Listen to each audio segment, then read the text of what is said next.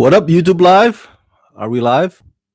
All right, let me how's it going, everybody? Welcome to the latest or today's episode of Rockin' It with Rama Screen Live, where we'll discuss a bunch of topics from the entertainment news from this past week. So let me notify everybody here on social media that I am now live, so everybody can chime in. Let's see. By the way, if you're wondering, I don't have my Polar Pop Circle K today. The reason being because I am now currently sick. Yes, I've had this runny nose for the past, I don't want to say 12 hours, and I had a bit of a fever a few hours ago. That was not fun. um, excuse me. So I went to the store and get me medicine. I hope this works. I got me this Rite Aid maximum strength daytime severe cold and flu relief. It it tastes okay. I mean, I'm not a big fan of medicine, whether it's tablet or liquid. They're just not fun, man. I'd rather drink my Coke, but I can't. I can't. I know that if I drink my soda, it will exacerbate um the or my illness even more. It's not gonna make it better. So I figured right now, instead of Circle K Pop, Polar Pop, I just have my bottled water. There you go. All right. Real quick before we get to the topics at hand, just want to let you guys know that apparently Captain Marvel trailer, the new trailer for Captain Marvel movie, is set to drop tomorrow. Tomorrow during the halftime of Monday Night Football. Football. Sorry, I'm a little sick. Monday Night Football halftime tomorrow. The new trailer for Captain Marvel movie will air. That's what at least everybody's been saying on the Twitter feed. So I'm guessing it's true. We'll know for sure till tomorrow. Like we'll know for sure when we watch the football tomorrow. I'm not. I don't really watch Monday Night Football, but I'll definitely be tuning in for the trailer at least. And also the uh, rumor has it right now is that not only Captain Marvel trailer arrives tomorrow night, but also Avengers 4 trailer will be set to arrive on Wednesday morning. Now the rumor doesn't say exactly where or when or what channel it will arrive. I'm guessing probably gonna be, because last year Avengers Infinity War trailer I think came out on Good Morning America, if I'm not mistaken. I have to double check. So they might just drop it like right onto the web on the internet without going through any show particularly. So we'll see. It's gonna be fun though. I can't wait because Avengers 4. I think this is the last Marvel movie for Chris Evans, right?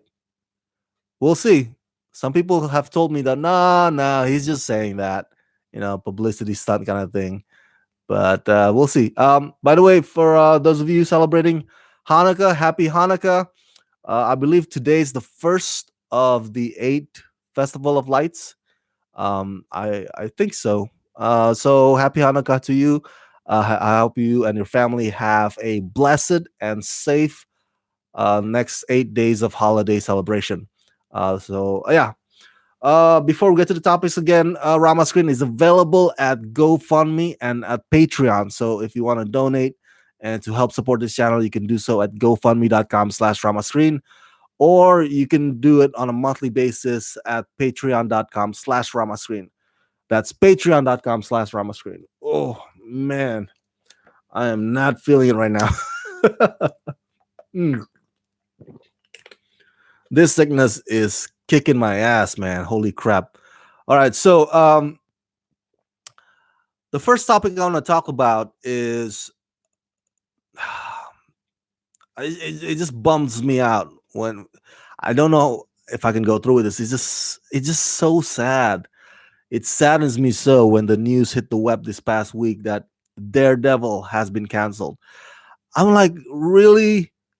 Of all the shows on Marvel, I'm sorry, of all the Marvel shows on Netflix, Daredevil is the best one of them all. Daredevil is the best one by a long shot, by a mile. Um, if I were to rank, I would say my favorite of the four Defenders, their individual shows. I would say Daredevil's number one, and number two would be number two would be Jessica Jones. Number three would be Luke Cage. Number four would be Iron Fist. And trumping all of them, better than all four of them would be the Punisher. But the Punisher, of course, is not part of the Defenders. So it's just so sad, man. It breaks my heart, man, when I hear the news this past week. I was like, what the hell? Netflix has officially canceled Daredevil after only 3 seasons. Wow. Uh, okay. As you know, Rockin' with Rama Screen Live always contains spoilers. Season 3 of Daredevil was the best season yet. It was. It was amazing. I love the whole Bullseye and Kingpin storyline. And at the end of season 3, they set it up, or they already they planned it in a way. They're like, okay, we're gonna have Bullseye be the big lead villain in the next one. Excuse me. So by the end of that, I believe was it episode 10 or episode 13 this past. But anyway, by the end of that, the final shot, we see Bullseye getting fixed on the operating table, and I mean, it kind of gives us an idea or a hint, like, oh my God, he's gonna be even like 10 times more accurate than he's ever been. So I was like, holy crap, this is gonna be really cool. It's gonna be an even more fantastic duel between Daredevil and Bullseye in season 4. Unfortunately, we're never gonna see happening. So as you know, Netflix already canceled Luke Cage and Iron Fist, and now Daredevil. So leaving only two left: Jessica Jones and the Punisher. Um, the Punisher season 2, I believe it's already filmed. Let me know if I'm not correct on that one, but I hope that I hope if Netflix is planning to cancel that one too, hopefully not before season 2 airs, because my God, I'm looking forward to seeing Jigsaw in his full-on Jigsaw mode. Oh, Ben Barnes was so cool in that role, but he wasn't in full-on Jigsaw mode in season 1. But at the end of season 1, it was suggested, it's like, holy crap, we're gonna get to see Jigsaw. His face is all mangled up, right? With those because of those broken pieces of glass. I was like, yes. So keeping my fingers crossed, man. Now, if you want, like, Rama, why are they canceling these shows? Um, well, one big reason is because Disney, that owns Marvel, is pulling all their licensing rights to their films and TVs from these other streaming services like Netflix, and because they're gonna launch their own Disney streaming service, Disney Plus. Um, but that's not. Here's the thing, though. People have told me, hey Rama, maybe we're gonna see Luke Cage and Iron Fist and Daredevil in Disney Plus. Now, I've mentioned to you before. I mentioned to you in the previous videos, previous weeks, that I don't see that happening, because Disney Plus aims to be family friendly. As you know, Marvel Netflix shows, they're not what you would call family friendly, especially the Punisher. I mean, have you seen the Punisher? Holy crap!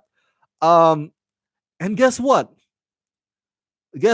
Somebody with a uh, I guess how do you call it, blue check mark. There you go, blue check mark on the on Twitter. You know how wh- when people on Twitter are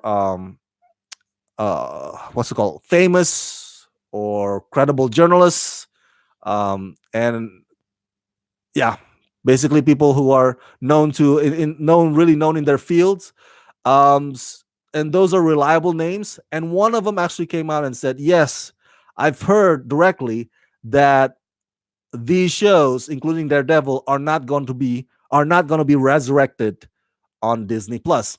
And that person is, let me get the name here, Rolling Stone TV critic Alan Sepinwall. I hope I pronounced that last name correctly. Alan Sepinwall took to Twitter to say, and I quote, the execs, he's referring to Disney execs, have already said that they don't want these shows on Disney service. And even if they did, the nature of the contracts would make it virtually impossible. They are done, meaning the shows are done. And Alan Sepinwall went on to point out that, excuse me, whew, sorry guys, I'm a little under the weather. He went on to point out the fact that as you know, as us Marvel fans know, there have been differences of or disagreements or arguments or how would say, like, yeah, that's the nice way to put it, between Marvel Studios and Marvel Television, which kind of saddens me. I'm like, really, that the bickering, the riff, you're supposed to be one umbrella, one roof. But there's these different ways of of ideas, and they clash, and it's been going on, and it's not healing anytime soon. So basically, Alan Sepinwall says, "Hey, remember, there's this bickering that's going on between them, and the Marvel shows that are being developed for Disney Plus, Loki, Scarlet Witch, um, Falcon, the Winter Soldier. Remember that, because they're developing those shows. Those shows are being overseen by Marvel Studios, by Kevin Feige and his people, not by Marvel Television. Um, so yeah, there's that. um, as you know, though, Agents of Shield just got renewed, and that's Marvel Television, and that's season 7, I believe. That's going to be on ABC, of course, for 2019-2020 season. Um, but Marvel Television will not be making any show for Disney Plus. Um, there's still Runaways. Runaways is on Hulu. There's still Cloak and Dagger. Cloak and Dagger is on Freeform. So there's still those. But yeah, we're slowly but surely losing the ones that exist on Netflix, and that's sad. That's really, really sad. Now, let me read to you before we'll get on to the next topic. Marvel's statement. Marvel released a statement regarding Daredevil getting canceled, and here it is. And I quote: Marvel is extremely grateful to the huge audience that loved Marvel's Daredevil. From the moment of young Matt's first act of heroism to the birth of Paige, Murdoch, and Nelson, it has been an unbelievable journey.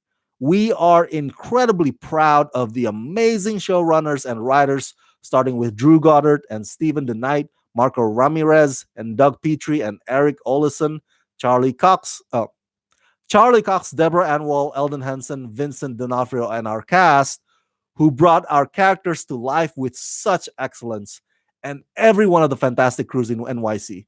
We look forward to more adventures with the man without fear in the future. Now, a lot of fans speculate that that could mean that, oh, maybe Daredevil's going to show up in, I don't know, on Hulu or on Freeform, or maybe he's gonna show up probably on MCU, on the big screen with the rest of the gang. That's a nice thought, but it's too soon to tell. We don't know yet. Um, but as of now, one thing is for sure: Daredevil, Luke Cage, and Iron Fist will not be resurrected on Disney Plus. Again, Disney Plus is planning to make sure that all their shows, including The Mandalorian, Cassian Andor, um, and like I said, Loki, Scarlet Witch, and Falcon and Winter Soldier, that they're gonna be not as hardcore as the Netflix Marvel shows. They're gonna be a bit family friendly, if you will. So yeah, that's sad, man. That's so sad because again, Daredevil was such a great show. That season 3 was amazing. Oh my god, that fight scene between Kingpin, Daredevil, and Bullseye. Oh, I rewatched that whole scene, that whole conflict at the end, just like over and over again. Whenever I'm eating or whenever I'm packing, I just let it play in the background. It's just so great, so nicely done. Such a shame, such a shame. Man. By the way, lastly, make sure you go watch. I'll try to air it or play it here on on this video when the video comes in individual segment. There's this viral tweet video that is absolutely hilarious. So it shows Frank Castle, John Berthal as Punisher. Um, the video uses that one scene from the Punisher season 1 where Frank Castle was dreaming or hallucinating a nightmare, and so it goes from like him being calm to like him being him frantically panicking, as it progresses. So the video uses like, oh my, the it drops news of Luke Cage getting fired, Iron Fist getting fired, Daredevil getting fired, and he gets worried and worried and worried. His face is all, and then it's like Punisher getting fired next, and you can see his face is like, oh my, crying and everything. Funny as shit. If I can't play it here, I'll just put the link to the Twitter video in the description box below. So yeah, man, rest in peace, Daredevil show. I feel sorry. Also, I feel heartbroken for everybody who worked on that show. I mean, it takes a village to make a TV series, man. So right now the cast, not just the cast, but the crew also, they are unemployed, and hopefully they can find other gigs out there. Yeah, that's my hope for them. All right. Uh, hey, Diesel Films, what's up? Diesel Films is saying Marvel's deviating. I think, yeah, I think so too. But we just don't know their grander plan, their master plan, their big plan as to what they're deviating to. Um, I am very disappointed because yes, Jessica Jones season 2 was not great. I'll give you that. Iron Fist season 1 was not great, but season 2 they kind of improved it a little bit. So there's always, my take is this: um, if the show is not solid, or maybe the season had a rough go at it, then yeah, just maybe you could replace the writers, the writers room. Maybe you can replace with showrunners. Showrunners come and go. Daredevil had different showrunners, so um, bring in fresh ideas, bring in fresh new take, bring in fresh story. So I think, just to if that is the reason why they give up on this show, it's such a cop out reason to give up on them. But as you know, it's not. It's more business based than anything. For the reason for the cancellation of these shows. All right. So the next topic is Blue Beetle. Now, I grew up a DC fan, but I gotta be honest with you, right? I'm not gonna be lying to you and said, "Oh my God, yes, I love it. I can't wait for Blue Beetle movie." No, fact of the matter is that I did not really grow up reading any, Blue Beetle comic books. So, um, this is one character that, to be honest with you, I'm learning as I go. But the news this past week is that WB and DC are developing Blue Beetle movie, a big screen, a movie about Blue Beetle. Now, Blue Beetle, um, I think it went through three incarnations, right? Let me double check here. There were three characters. There you go. Dan Garrett was the original one. That's Dan Garrett, and then Ted Cord was the second one, I believe. Yep. So they're gonna go with the latest one, the third incarnation, and that's Jamie Reyes or Jaime Reyes, and he is Latino. Now, this is cool. This is very cool. This marks the first leading Latino superhero big studio movie. Now, we've seen Latino characters in superhero movies before.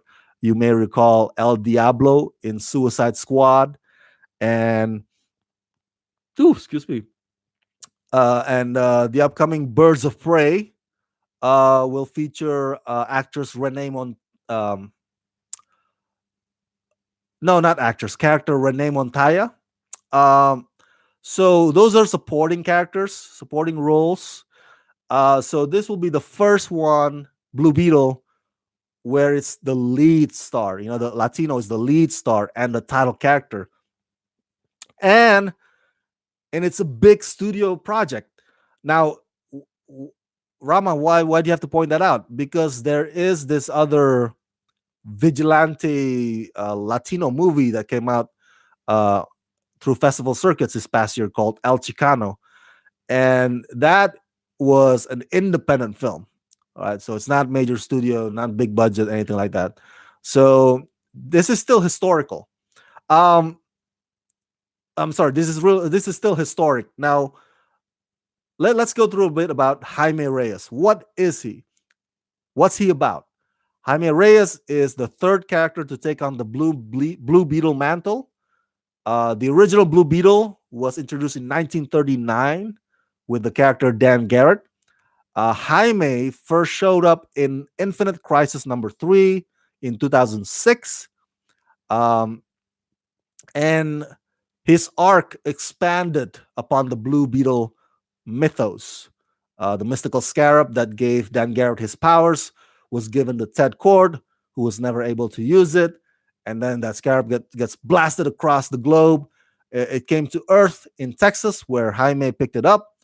Booster Gold tried to retrieve it. You know Booster Gold, right? Everybody knows Booster Gold. But it was too late. By that time, it has fused itself to Jaime's spine.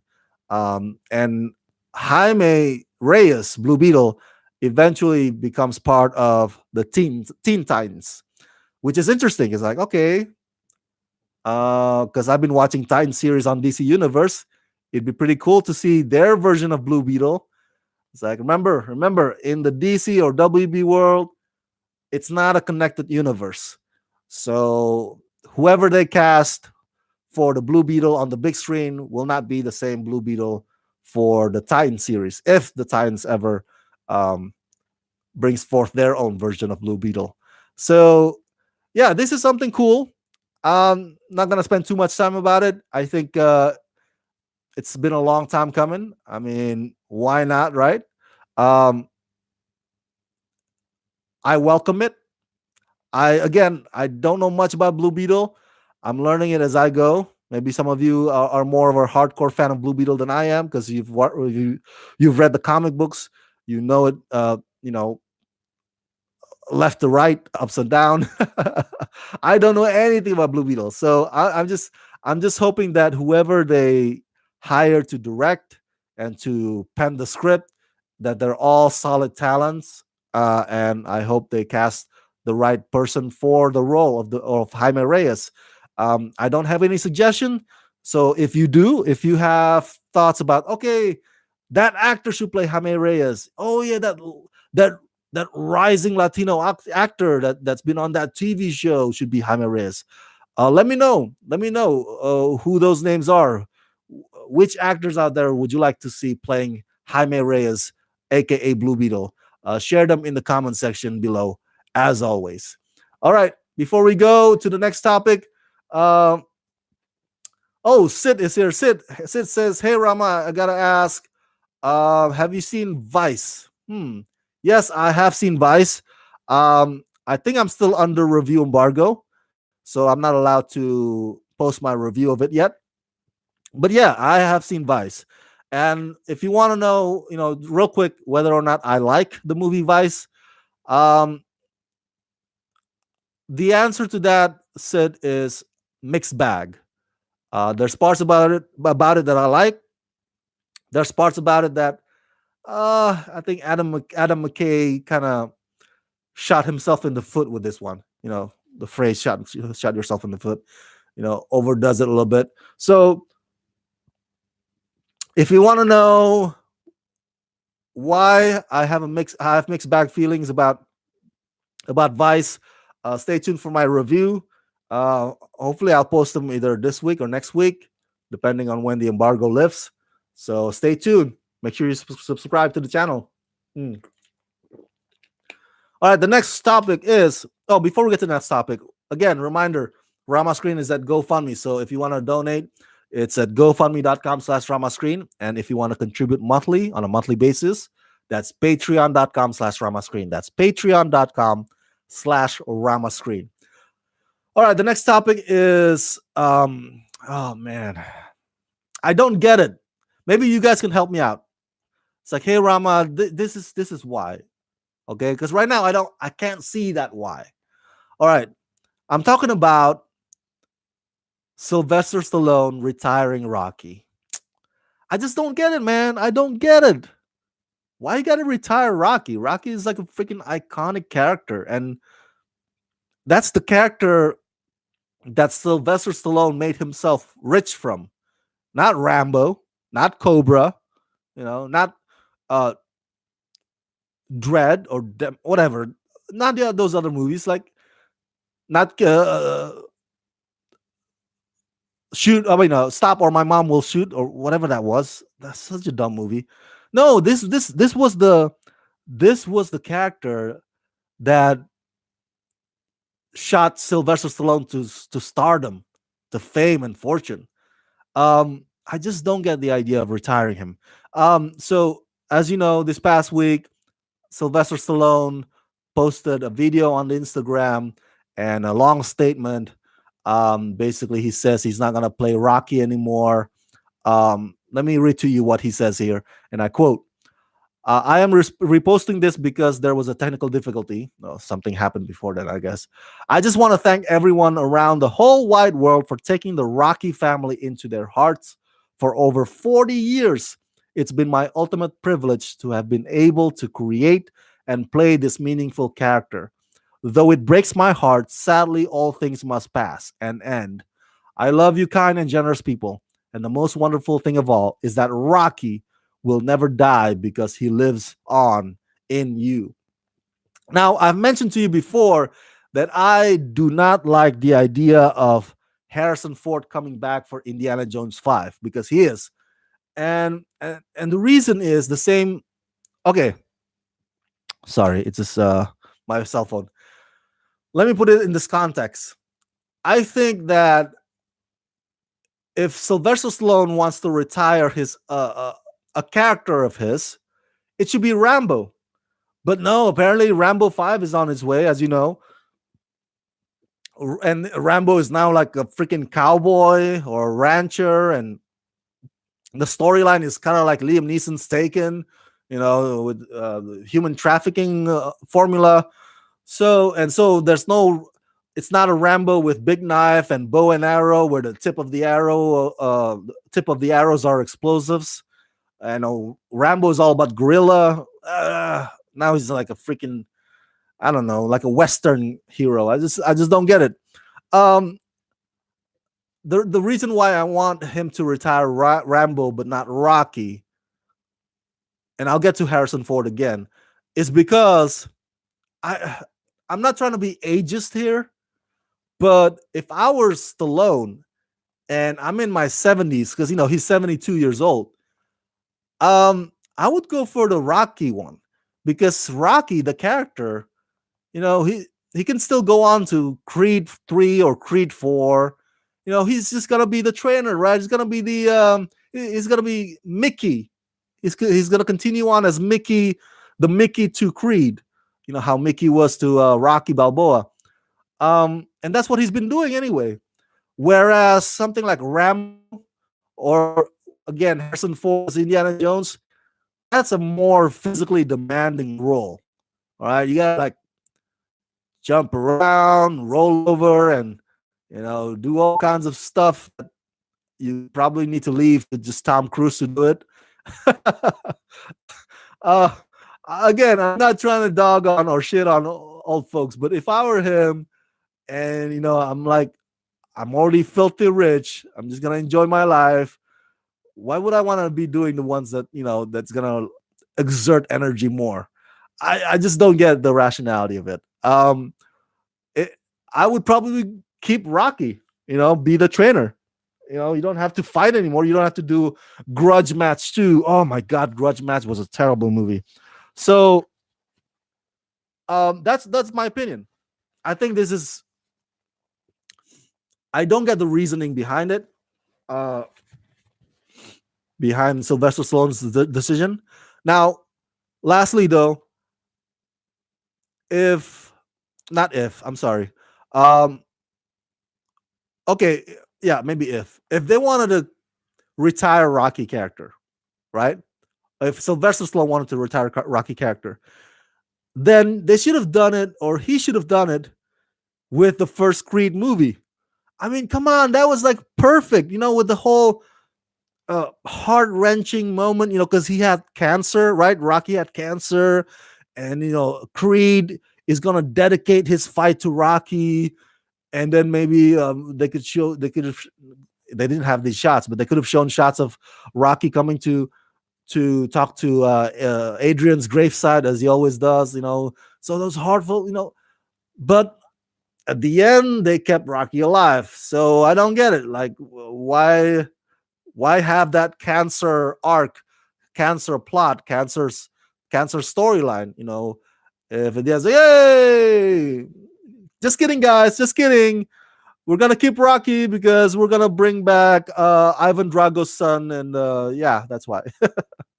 So that could have been the opportunity if you want to retire Rocky, retire on a high note, retire on a, you know, on a moment that gets people crying and really gets in the heart.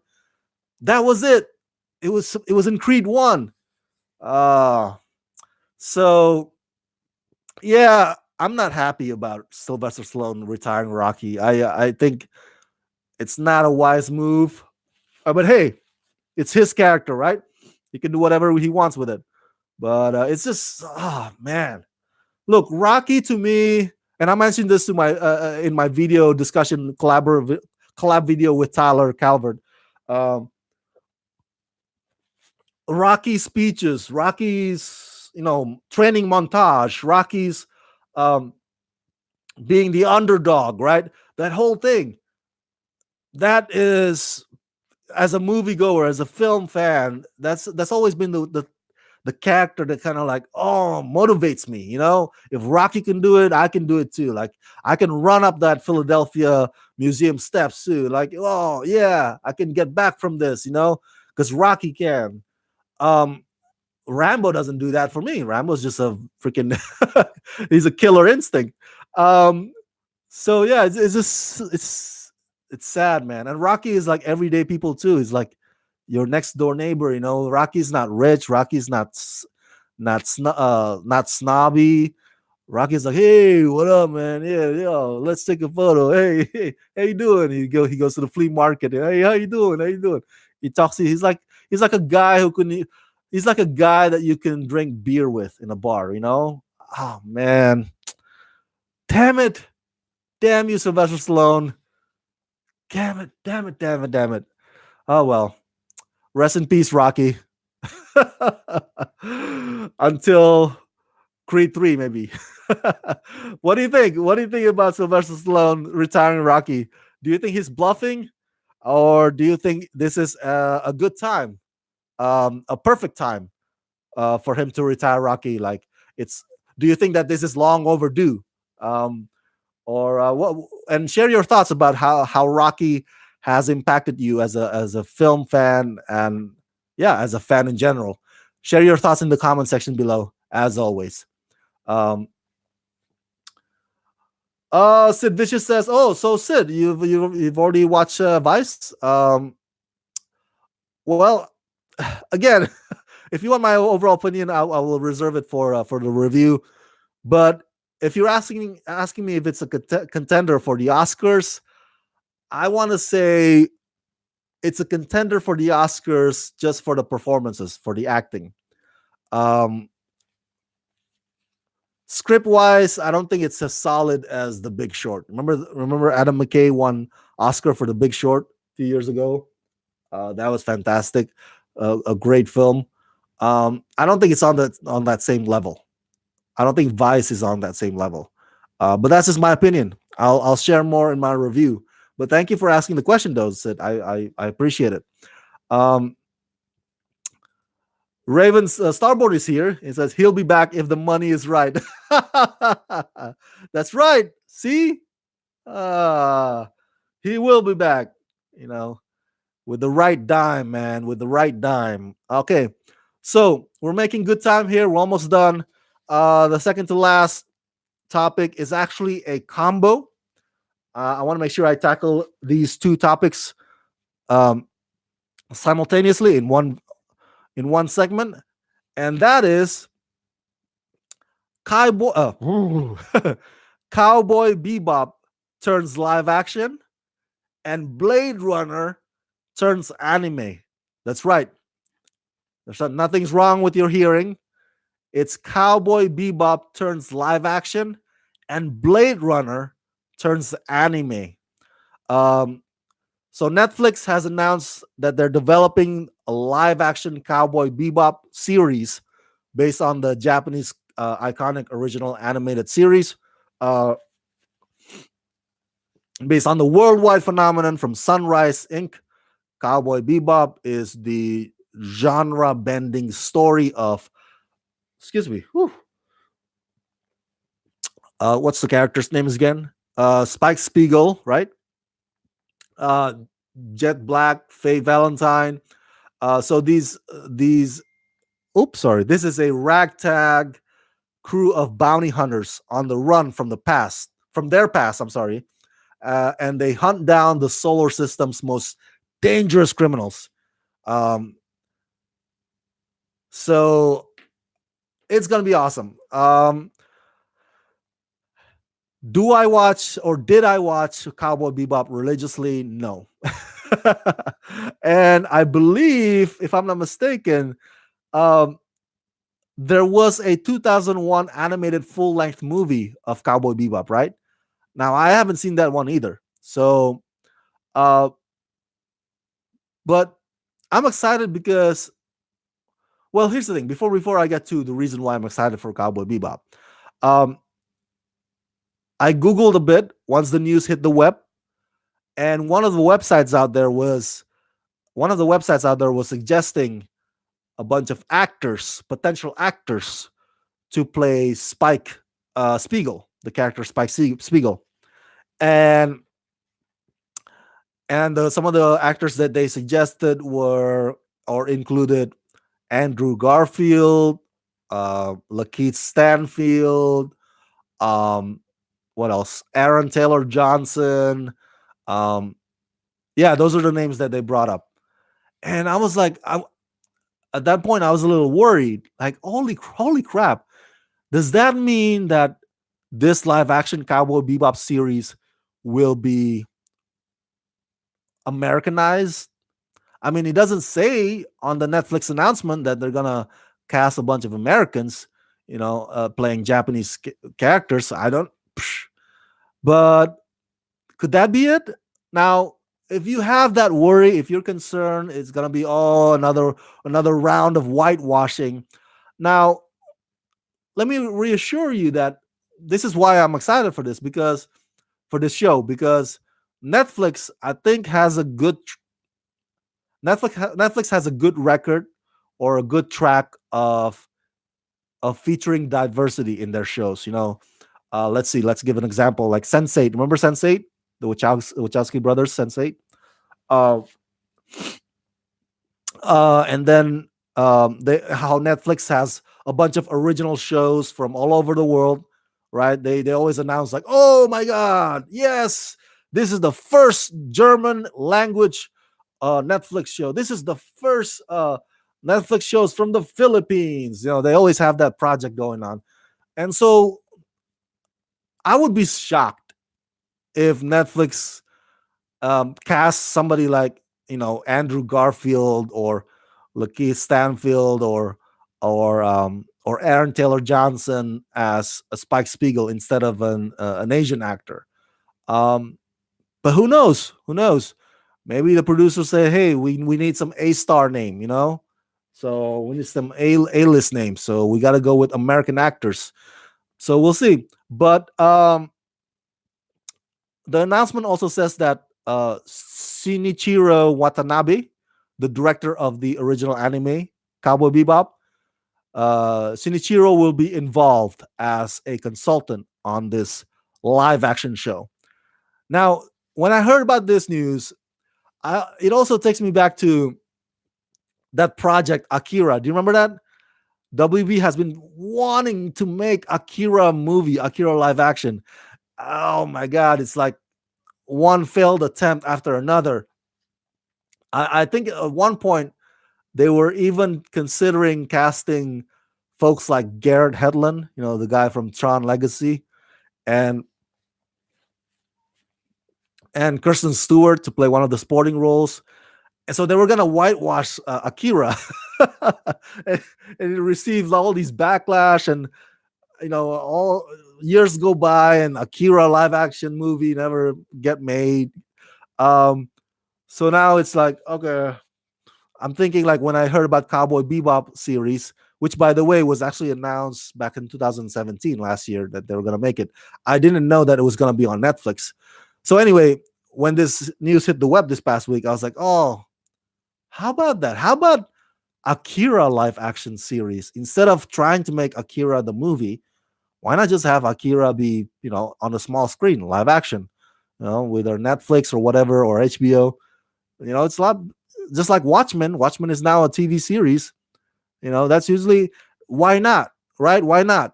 It's a format where you can spend more time with the characters, explore them, and flesh them out. It's a lot better. And which brings us to the second part of this segment. Blade Runner turns anime. That's right. So Cowboy Bebop is becoming a live action series, and Blade Runner goes the other direction, becoming an anime series. Uh, if you are hoping for another Blade Runner movie after last year's Blade Runner 2049, you're going to wait a little longer. Sorry, guys, because the movie's not coming. What's coming is this 30-minute anime series that Adult Swim and Crunchyroll are developing. And it says here on the announcement that it will have 14 episodes, and the title is Blade Runner Black Lotus, which will be inspired by last year's sequel, Blade Runner 2049, but it will follow another separate story. So they're in the same universe as Ryan Gosling's character Kay and Harrison Ford's character Rick Deckard. So the story will be in that same universe, but it's not going to be about them. It's going to be about other characters. And the year is 2032, so not 2049, 2032. Now, if you recall, I believe the first Blade Runner movie was set in 2019, right? Correct me if I'm wrong. I think it's 2019, which is interesting because next year is 2019. So, so we're gonna be celebrating Blade Runner year next year, kind of like how we celebrated Back to the Future Part 2 year in 2015, a few years ago.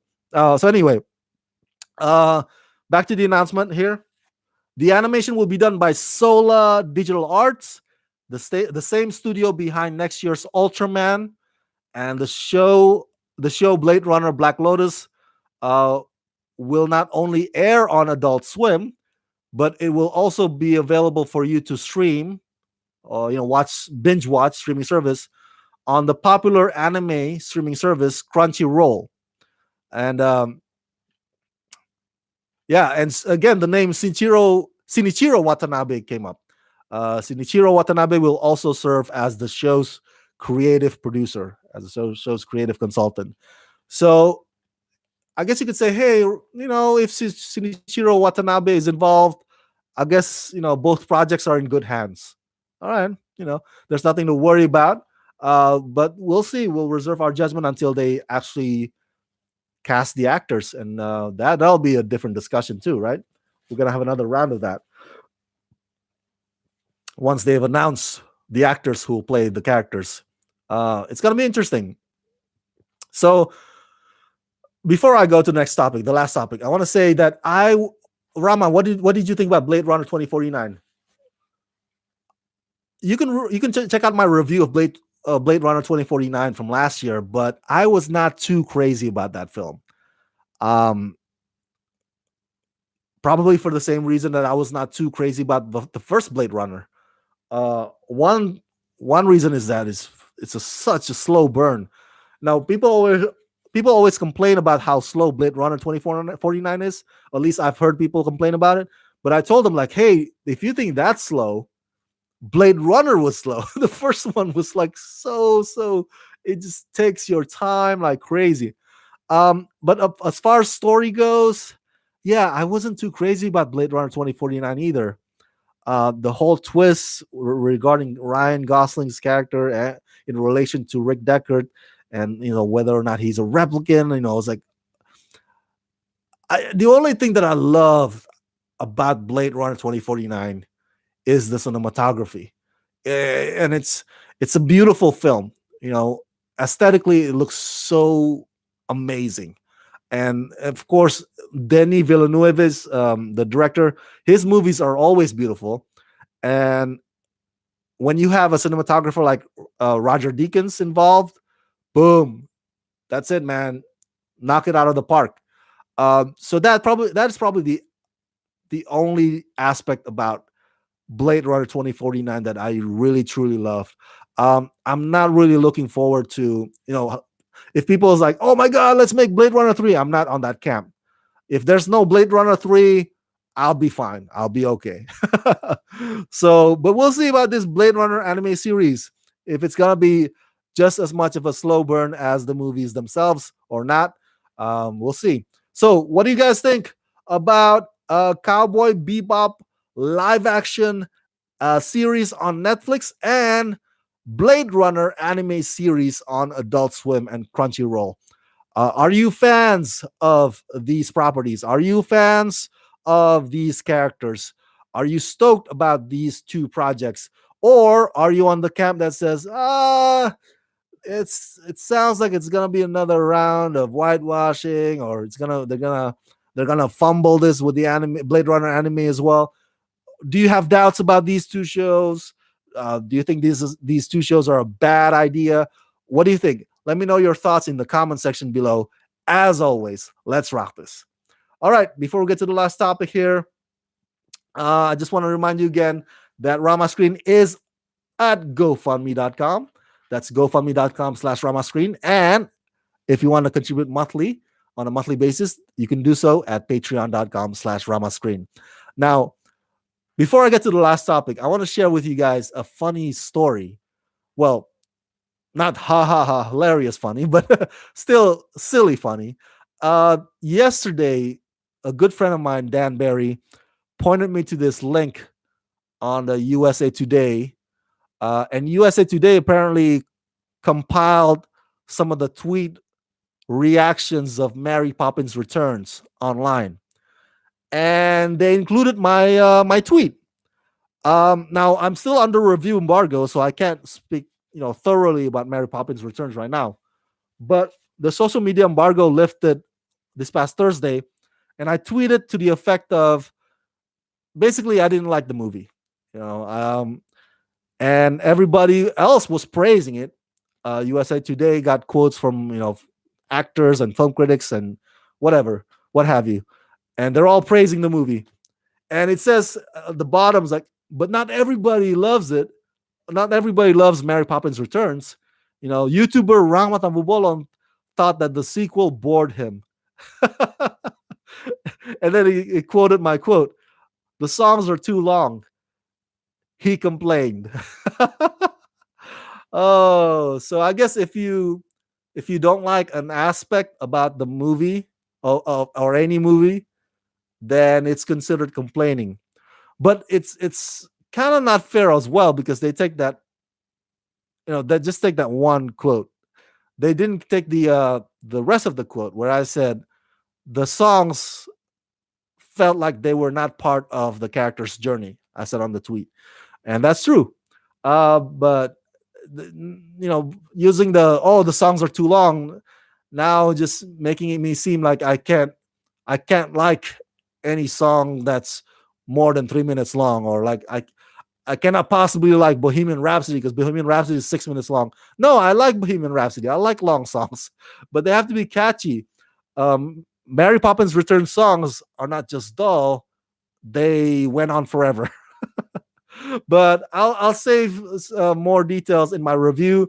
But I think it's just funny. I love how USA Today makes it seem like I'm on I'm this marginalized on the fringe cuckoo guy who doesn't know, like it's like everybody else loves the movie. What does Rama screen know anyway? So that's what the article makes me sound like, at least. So that cracks me up. But hey, thank you USA Today. I appreciate the exposure. I appreciate whatever gets my name, or gets the outlet's name, or gets the channel's name out there. I'm all for it. Any publicity is good publicity. All right, last topic here. Spider-Man Into the Spider-Verse spin-off and sequel are happening. Woohoo! Woohoo!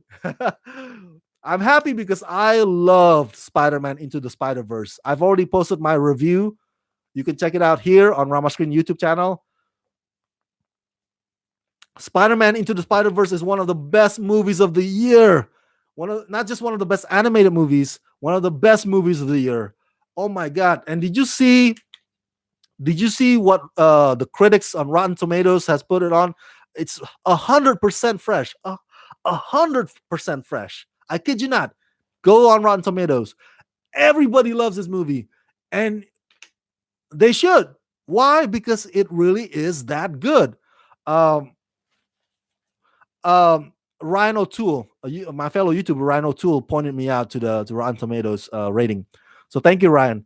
Um, so I'm excited at the news that Sony Pictures is feeling so confident about Spider-Man Into the Spider-Verse that they are moving forward with developing the sequel and the spin-off.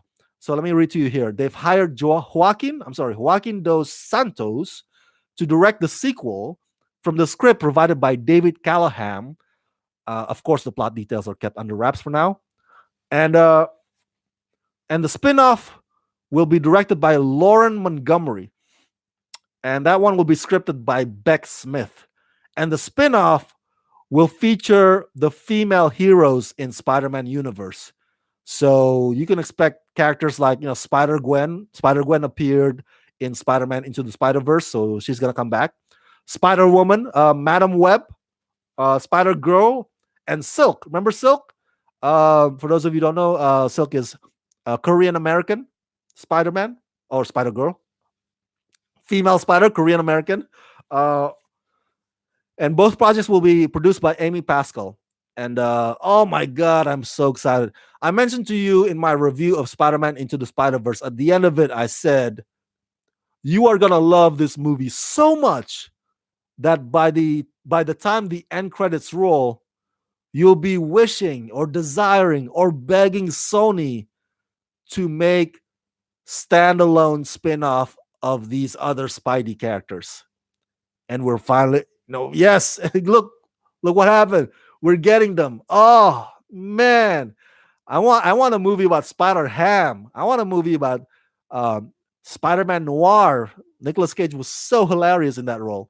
So yeah, uh, this is good news. I got nothing else to add about this. I'm just sharing my happiness, my joy with you guys. I'm feeling ecstatic of the fact that there's gonna be more Spider-Man Into the Spider-Verse movies. The animation in Spider-Man Into the Spider-Verse is so unique.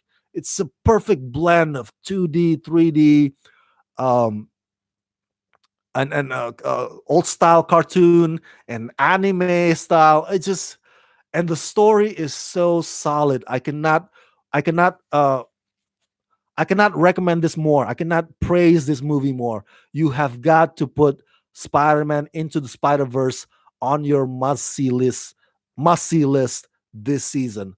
Do not do not end 2018 without going to see Spider-Man into the Spider-Verse. Do not go my point is that do not go to 2019. Do not close this year. Do not say Happy New Year without having seen this movie first. You gotta see it.